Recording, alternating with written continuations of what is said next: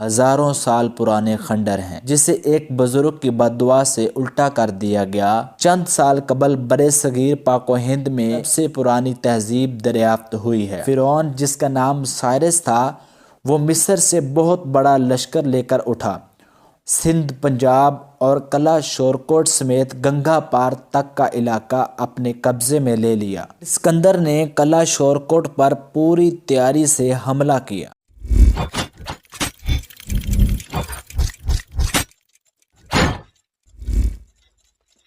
بسم اللہ الرحمن الرحیم۔ السلام علیکم دوستو، میں ہوں آپ کا میزبان ذیشان احمد اور آپ دیکھ رہے ہیں دریافت ود ذیشان۔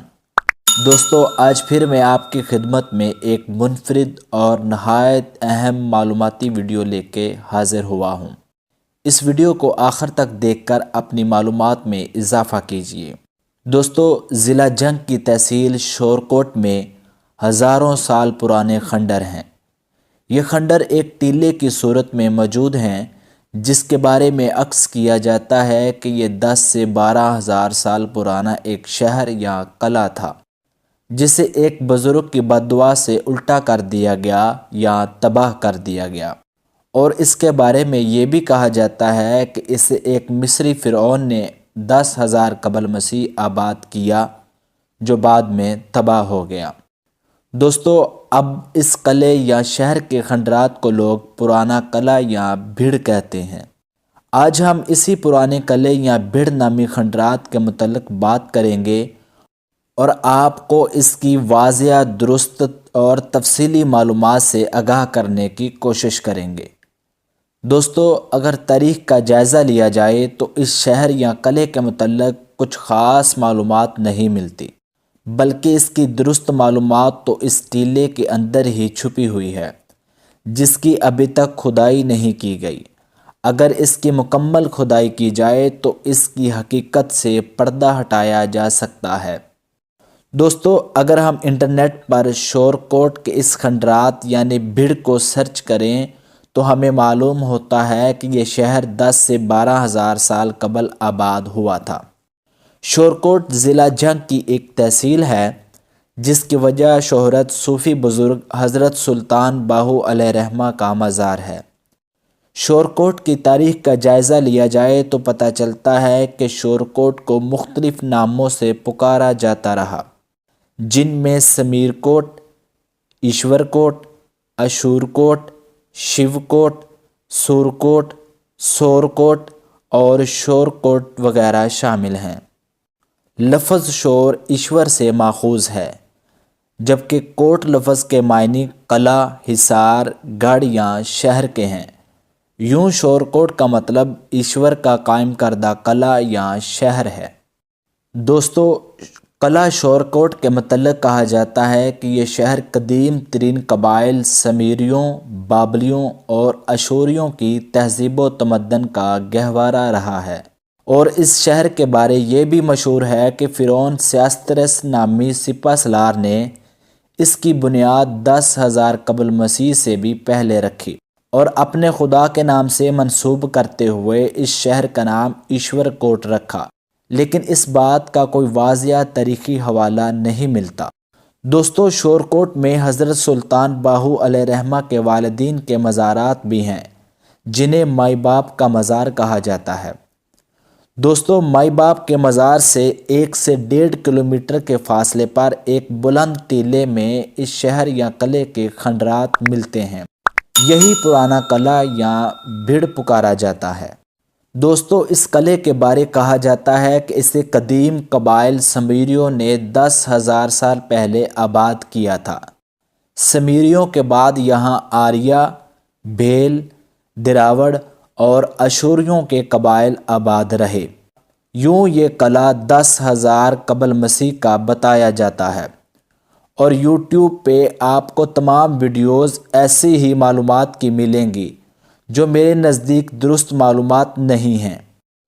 دوستو، حال ہی میں چند سال قبل برِ صغیر پاک و ہند میں یعنی انڈیا اور پاکستان کی سب سے پرانی تہذیب دریافت ہوئی ہے، جو پاکستان کے صوبہ بلوچستان کے علاقہ کچھی کے مقام پر موجود تھی۔ جسے مہر گڑھ سویلائزیشن کہا جاتا ہے۔ یہاں ایک ٹیلہ تھا جس کی کھدائی کے بعد یہاں ایک مکمل تہذیب کے آثار ملے ہیں، جسے وادی بولان کی تہذیب کا نام دیا گیا، جس کا مرکز مہر گڑھ ہے۔ اور ماہرین کا کہنا ہے کہ مہر گڑھ 7000 سال قبل مسیح یعنی آج سے 9000 سال پہلے کی تہذیب ہے۔ یہاں کھدائی کے بعد ماہرین نے انکشاف کیا ہے کہ مہر گڑھ تہذیب نے ہی دنیا میں سب سے پہلے گھر بنائے جو مٹی کے تھے۔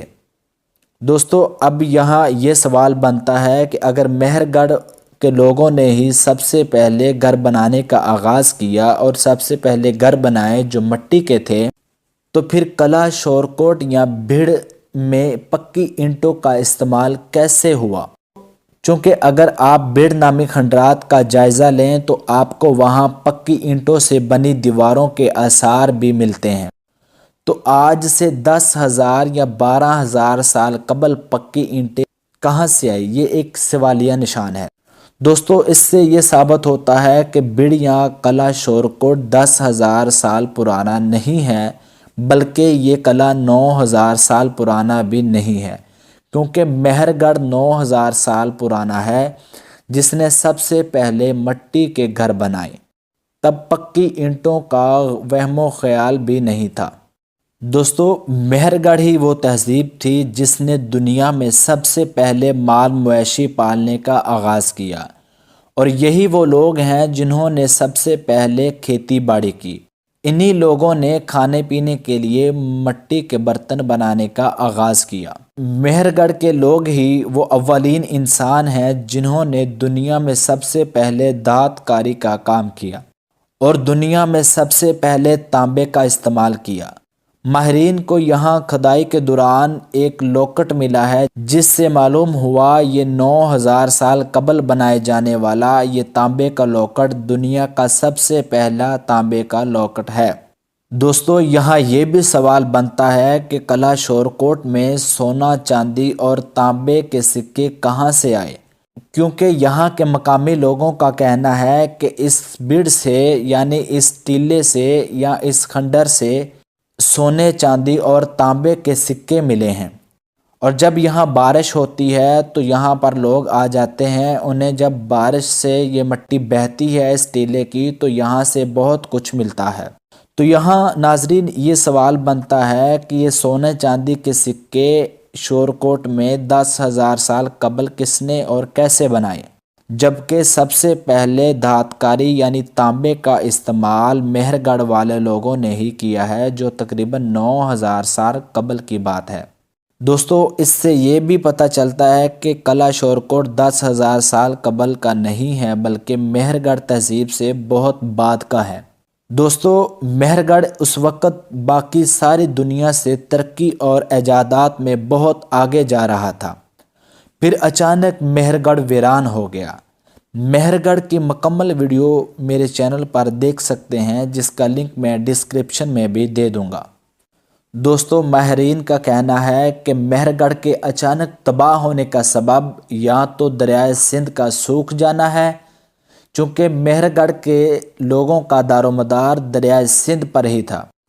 دوسری وجہ ماہرین یہ بتاتے ہیں کہ دریائے سندھ میں شدید سیلاب آنے پر مہر گڑھ تباہ ہو گیا ہوگا، یا پھر پاکستان کے ان علاقوں میں اگر طوفان نوح آیا ہے تو مہر گڑھ طوفان نوح کی وجہ سے تباہ ہوا ہوگا، کیونکہ مہر گڑھ طوفان نوح سے ہزاروں سال پہلے کا ہے اور طوفان نوح کو تقریباً 5,000 سال ہوئے ہیں۔ دوستو، میری ذاتی رائے یہ ہے کہ مہر گڑھ دریائے سندھ کے سیلاب سے ہی تباہ ہوا ہوگا، کیونکہ ماہرین کا کہنا ہے کہ مہر گڑھ تباہ ہونے کے بعد مہر گڑھ کے لوگوں نے ہی بعد میں بہت سی تہذیبیں پیدا کی، جن میں انڈس سویلائزیشن یعنی موہنجو دڑو اور ہڑپا کی تہذیب سر فہرست ہے، کیونکہ طوفان نوح میں صرف وہی لوگ بچے تھے جو حضرت نوح علیہ السلام کی کشتی میں سوار تھے، جن کی تعداد تقریباً 80 تھی۔ پھر کیسے ممکن ہے کہ اس طوفان سے مہر گڑھ میں کوئی زندہ بچ سکتا ہے؟ تو اس سے یہ بھی ثابت کر لینا چاہیے کہ مہر گڑھ دریائے سندھ کے سیلاب کی وجہ سے طوفان نوح سے بھی بہت پہلے کا تباہ ہوا تھا۔ دوستو اب واپس قلعہ شور کوٹ کی طرف آتے ہیں۔ ہمیں اب یہ تو معلوم ہو گیا ہے کہ قلعہ شور کوٹ 10,000 سال بلکہ 9,000 سال بھی پرانا نہیں ہے۔ دوستو بعض مورخین کا کہنا ہے کہ مصر کے ایک فرعون جس کا نام سائرس تھا، وہ مصر سے بہت بڑا لشکر لے کر اٹھا اور اس نے عرب، یمن، سندھ، پنجاب اور قلعہ شور کوٹ سمیت گنگا پار تک کا علاقہ اپنے قبضے میں لے لیا، اور مصریوں کا دوسرا حملہ مصر کے ایک فرعون سیاسترس کی قیادت میں ہوا۔ اس سیاسترس نامی فرعون نے ملتان، منکیرا، کوٹ کروڑ، تریمو گھاٹ اور اس قلعہ شور کوٹ پر حملہ کر کے اسے اپنے قبضے میں لے لیا۔ دوستو اور عہد عتیق کے مورخین کا کہنا ہے کہ یہ دونوں حملے 9,000 سال قبل مسیح کے ہوئے ہیں، یعنی آج سے تقریباً 2900 سال پہلے۔ دوستو اس سے ہمیں یہ اخذ کر لینا چاہیے کہ یہ قلعہ شور کوٹ تقریباً 3 سے 4,000 سال قبل کا ہو سکتا ہے، اور یوٹیوب پر اس بڑ نامی یا شور کوٹ کے بارے بہت سی ویڈیوز پڑی ہیں جن کو بنا تحقیق کیے 10 سے 12,000 سال قبل کا ہی بتایا جاتا ہے۔ اس لیے میرا مقصد آپ تک مکمل درست معلومات فراہم کرنا تھا۔ دوستو بلال زبیری اپنی کتاب تاریخ جنگ میں لکھتے ہیں کہ سکندر نے 325 قبل مسیح اس قلعے کا محاصرہ کیا اور 2 ماہ محاصرہ کرنے کے بعد اسے تباہ کر دیا۔ دوستو ہوا یوں کہ سکندر براستہ کابل پنجاب پر حملہ آور ہوا۔ اس وقت ٹیکسلا کے راجا نے اپنی شکست مان کر سکندر کو آگے بڑھنے کا راستہ دے دیا۔ سکندر نے جہلم کے راجا پورس کے مقابلہ میں فوج کو روک لیا۔ سکندر نے پورس پر کامیابی پا لی اور پھر سکندر نے اپنی فوج کو 2 حصوں میں تقسیم کر دیا۔ پہلا حصہ شیخوپورہ کے علاقہ سے ہوتا ہوا سانگلہ، ساندل بار اور کرانہ بار سے چنیوٹ پہنچا۔ فوج کا دوسرا حصہ دریائے جہلم میں داخل ہوا اور کشتیوں کے ذریعے تریمو گھاٹ آ پہنچا۔ فوج کا جو حصہ چنیوٹ گیا تھا وہ بھی کشتیوں کے ذریعے دریائے چناب عبور کر کے تریمو گھاٹ پہنچ گیا۔ پھر سکندر نے قلعہ شور کوٹ پر پوری تیاری سے حملہ کیا، کیونکہ سکندر ملتان تک پہنچنا چاہتا تھا اور راستے میں سب سے بڑی رکاوٹ یہی قلعہ شور کوٹ تھا۔ یہ حملہ 2 طرف سے تھا، یعنی چناب کے کنارے اور راوی چناب کے دوآبہ کے خشک راستہ سے۔ اس جگہ شدید جنگ ہوئی۔ سکندر کی فوج اور قلعہ شور کوٹ کی فوج 7 روز تک جنگ کرتی رہی اور اس جنگ کا کوئی بھی نتیجہ برآمد نہیں ہوا۔ تو سکندر نے قلعہ اور شہر کا محاصرہ مزید تنگ کر دیا، جس کی وجہ سے شہر کے لوگ جنگ سے دستبردار ہو گئے، مگر قلعہ اب بھی فتح نہ ہو سکا۔ انہی دنوں میں دریائے چناب میں شدید طغیانی آ گئی۔ سکندر کی جو فوج دریا کے کنارے پھیلی ہوئی تھی، سیلاب کی وجہ سے بھاگ کر شہر میں پناہ لینے پر مجبور ہو گئی، کیونکہ شہر سیلاب سے محفوظ تھا۔ دوستو دریا اور شہر کے درمیان قلعہ موجود تھا۔ اس طرح اہل قلعہ کی رست و کمک کا ذریعہ بھی دریائی راستہ تھا۔ سیلاب کی وجہ سے ان کی رست و کمک میں بھی کمی آ گئی، تاہم دونوں طرف کی افواج مقابلہ پر ڈٹی رہیں۔ 2 ماہ تک جنگ جاری رہی۔ بالآخر سکندر غصے سے آگ بگولا ہو گیا اور اس نے آتشین ہتھیاروں کے استعمال کا حکم دے دیا تاکہ اگر قلعہ فتح نہیں ہو سکتا تو اسے تباہ کر دیا جائے۔ دوستو کہا جاتا ہے کہ 10-10 کلو وزنی بارودی گولے منجنیقوں کے ذریعے قلعے کی طرف پھینکے گئے، جس سے قلعہ کے اندر آگ لگ گئی۔ جب آگ نے عمارت کو احاطے میں لیا تو اس وقت اہل قلعہ جان بچانے پر مجبور ہو گئے اور انہوں نے دروازے کھول دیے، مگر اس وقت قلعہ تباہ ہو چکا تھا۔ ہزاروں سپاہی جل سڑ کر ڈھانچوں کی صورت اختیار کر چکے تھے۔ قلعہ میں خوراک کے ذخیرے، گولہ بارود، سونا چاندی، ہتھیار اور تمام سامان جل کر پگھل گیا تھا۔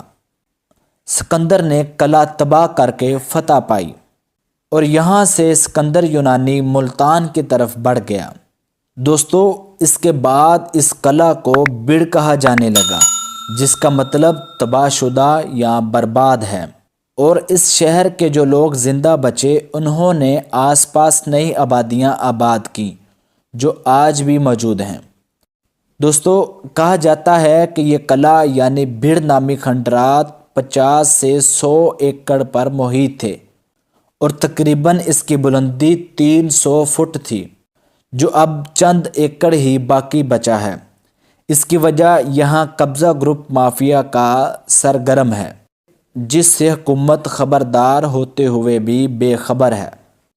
دوستو، تاریخ دان یعقوبی لکھتے ہیں کہ محمد بن قاسم نے جب 712 میں سندھ کو فتح کیا تو سندھ سے چنیوٹ تک مختلف ریاستوں کو 5 صوبوں میں تقسیم کر دیا، جن کو روڑ یعنی روہڑی، ملتان، برماپور یعنی شورکوٹ، چندور یعنی چنیوٹ اور کوٹ کروڑ کے نام دیے۔ محمد بن قاسم کے دور میں پہلی بار شورکوٹ کو صوبے کا درجہ دیا گیا اور اس کا پہلا مسلمان گورنر جلال الدین محمد غازی کو بنایا گیا، جنہیں اب غازی پیر کے نام سے جانا جاتا ہے، جن کا مزار شورکوٹ میں آج بھی موجود ہے، اور یہاں سے ہی شورکوٹ میں مسلمان دور کا آغاز ہوا۔ محمد بن قاسم کے علاوہ شورکوٹ عباسی اور فاطمی خلافتوں کا بھی حصہ رہا ہے۔ دوستو، محمد بن قاسم کے دور سکندر یونانی کی جنگ اور مصری فرعونوں کے حملے سے ثابت ہوا کہ یہ شہر یا قلعہ تقریباً 3 سے 4 ہزار سال پرانا ہے، مگر اسے 10 سے 12 ہزار سال پرانا کہنا بلا وجہ ہے۔ لیکن اگر بڑ نامی ٹیلے کی کھدائی کی جائے تو عین ممکن ہے کہ ہڑپا اور موہنجو داڑو اور مہر گڑھ کی طرح یہاں سے بھی کسی تہذیب کو دریافت کیا جا سکتا ہے، جو شاید ہڑپا اور موہنجو داڑو وغیرہ سے بھی پرانی ہو سکتی ہے۔ دوستو، ہر تاریخی مقام کی طرح اس بڑ نامی کھنڈرات پر بھی ناجائز قبضہ ہوتا جا رہا ہے، جسے حکومت کو جلد از جلد کارروائی کرتے ہوئے چھڑانے کی ضرورت ہے، اور محکمہ آثار قدیمہ کو یہاں مکمل کھدائی کر کے یہاں کی تاریخی معلومات سے پردہ ہٹانے کی ضرورت ہے، جس سے نہ صرف اہل علاقہ کو روزگار مل سکتا ہے بلکہ پاکستان میں سیاحت کو مزید فروغ بھی دیا جا سکتا ہے اور ملکی معاشی حالات کو بہتر بنایا جا سکتا ہے۔